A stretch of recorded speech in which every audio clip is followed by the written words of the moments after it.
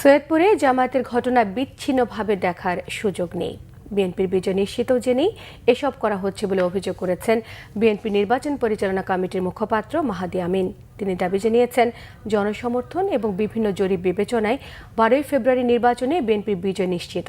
বিএনপির এই বিজয়কে প্রশ্নবিদ্ধ করতে একটি মহল অপচেষ্টা করছে বলে অভিযোগ করেছেন তিনি। গুলশানে বিএনপির কেন্দ্রীয় নির্বাচন পরিচালনা অফিসে সংবাদ সম্মেলনে এসব কথা জানিয়েছেন মাহাদি আমিন।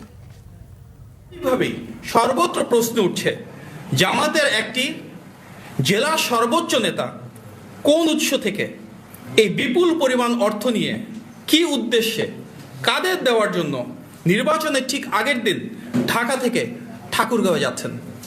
সৈয়দপুর বিমানবন্দর কাণ্ডকে বিচ্ছিন্ন বলে দেখার সুযোগ নেই, কারণ দেশের অন্যান্য জায়গার মতো জামাতের আমিরের নির্বাচনী আসন ঢাকা 15তেও একই রকম অবৈধ অনৈতিক লেনদেনের ঘটনা সংঘটিত হতে দেখা গিয়েছে।